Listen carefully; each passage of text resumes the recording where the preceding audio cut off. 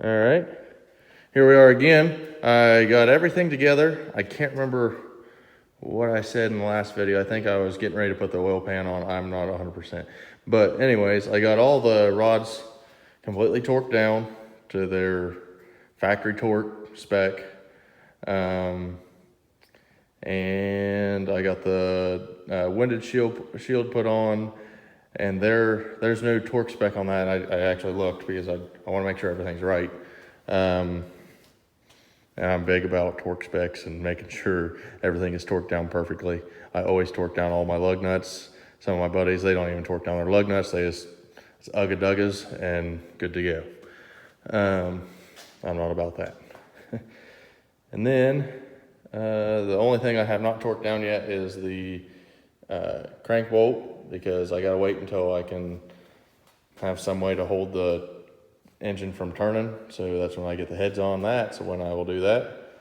Torqued all these down. These are all any of these bolts that are 10 or 11 millimeter bolts on the outside of the engine are going to be 18 foot-pounds.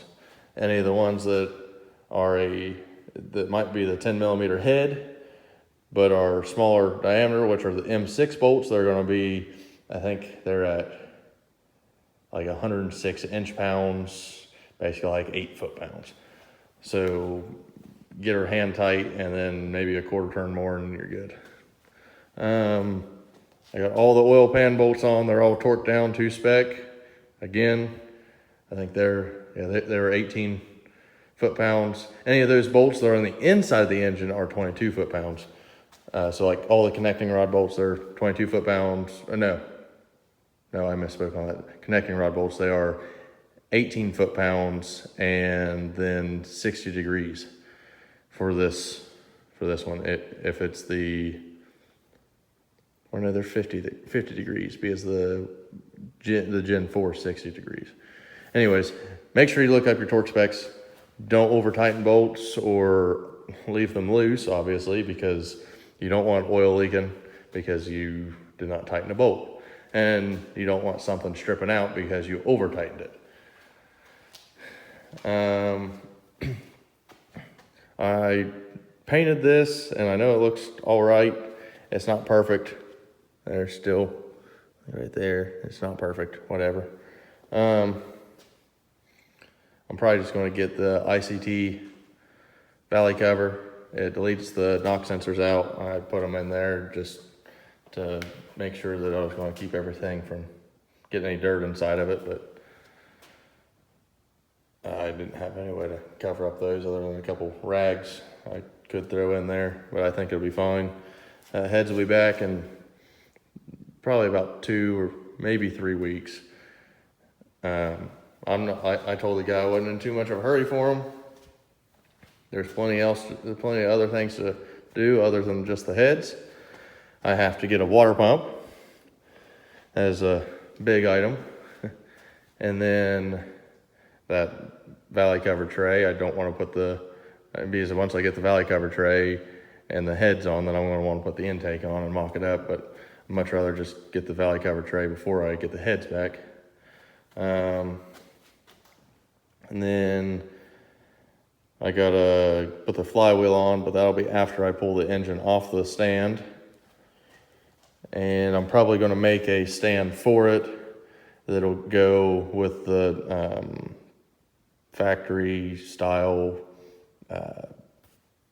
engine mount location, just to get it off of this and make it sit a little bit lower on the ground. And then I can also put that flywheel on the back of it. Actually, it's a flex plate, but anyways. But yeah, I gotta get the lifters, put them in. I'm just going to the stock set of lifters. I might do, I'd really like to do the LS7 style lifters from Texas Speed. But it depends on what the money situation's like.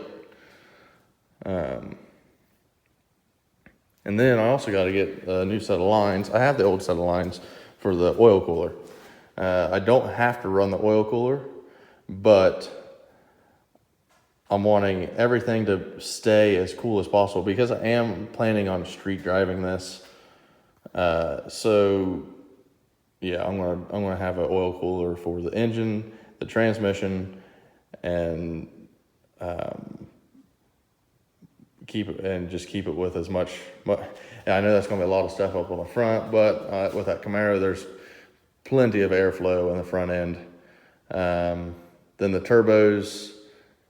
I said turbos because there's a possibility I might go with 2. Then again, there also might just be 1 because of the money side of things. But if I can swing it, I will run 2 turbos. I just think the whole idea of twin turbos is just awesome. And I know if you guys watch any of Richard Holdner's stuff, tuning these things, he says that you can't run dome pistons with boost. You're not supposed to, but I have 317 heads, like I've showed, and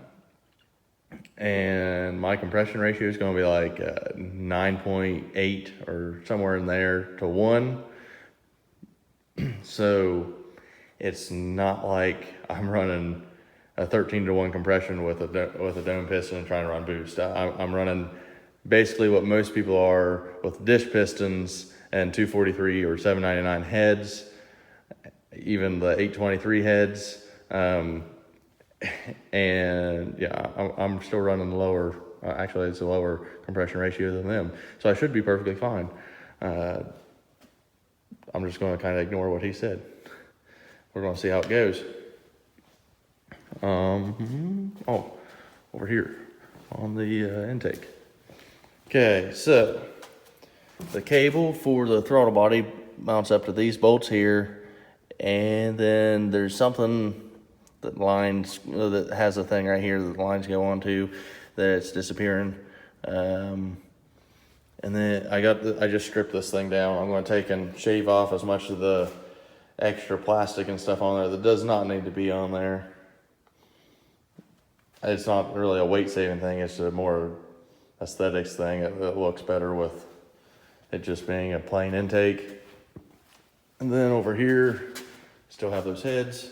Going to be taking those probably down to Fast Boys down in just south of here. I don't know what he's going to do with them, but he's I messaged, well, he commented on my video last time, and I'm pretty good friends with him. And next time I go down there, I'll probably bring him down, but I don't know what he's going to do with them. You guys can check him out and see what he does with them. I'd kind of like to see it. Heck, they might just become boat anchors, because that's all they really are. Punch the valves out and tie a chain through it, and there you go, you got a boat anchor. Anyways, there's the factory fuel rails with the injectors. I'm going to just buy a set of injectors of the OEM style ones. They're the rebuilt ones off of Amazon. And run those, see how they do. And then eventually this intake, and I'm probably not going to run those fuel rails. Probably going to run a different set of fuel rails than those. But eventually I will run a different set of fuel rails and a different intake, because I would really like to run the Holley intake with the 2 injectors per cylinder all the way down through, and run their fuel rails as well, because I think I can actually get more fuel out of 2 factory injectors than spending, and be on the cheaper side than spending a whole lot of money on a set of low impedance injectors. Then I would also have to get a different setup. I wouldn't be able to run the Terminator setup from Holley. So I think in the end, it's just going to be cheaper to run 2 sets of injectors with a Holley intake and the Terminator X ECU. So that means I'll have 2 injectors per cylinder and 2 turbos for the whole engine. And yep, it's gonna be nice. Everything's gonna be coming in twos here before too long.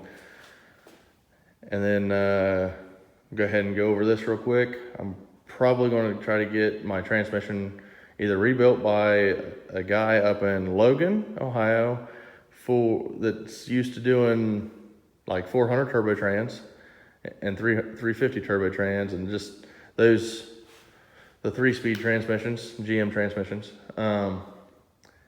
But I might go the route of a Vickers Performance transmission.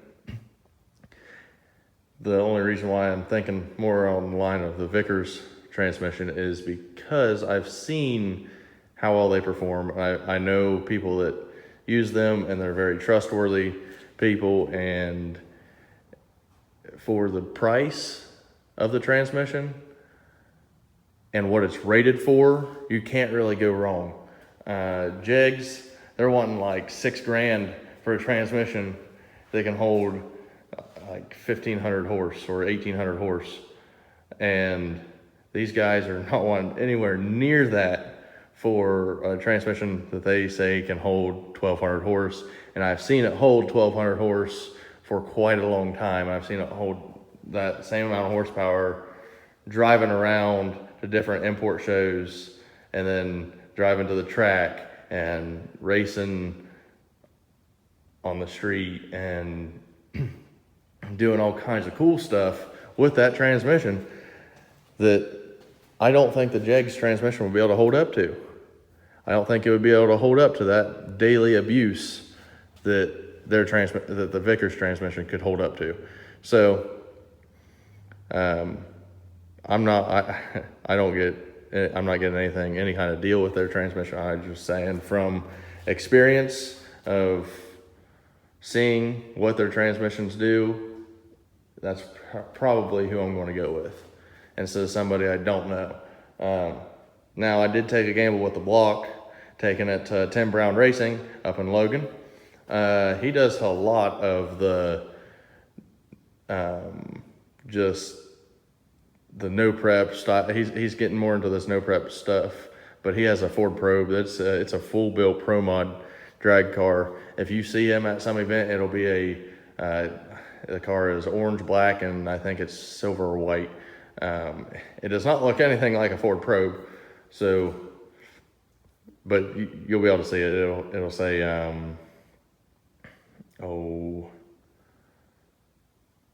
TBR, I think is what it says for Tim Brown Racing. But he's done a bunch of these LS blocks, and they are, and all of them that I've seen that he's done, they're all pretty well solid built. So yeah, I took a gamble taking it to him to begin with because I didn't know who he was, but a very well-known shop in the area had told me to take it to him, and I'm glad I did. So we're going to see how this goes with the rest of this. Hopefully be able to get my 400 turbo trans put in behind this here soon, and the Holley Terminator X kit put on the top with the wiring harness and all that good stuff. I'm probably going to run the ECU in the dash. I'm going to put it in the glove box to where it's easy to get to. And yeah, I think that's going to be a wrap for this little video here. And tell me if you guys like these one-take videos. I'm thinking I'm going to try more of these one-take videos. They're a little bit easier to just make a video and then post it up and you're done. Just let me know down in the comments. Thank you guys, and please like, share, and subscribe if you would. Other than that, have a great rest of your day and week or whenever you're watching this video.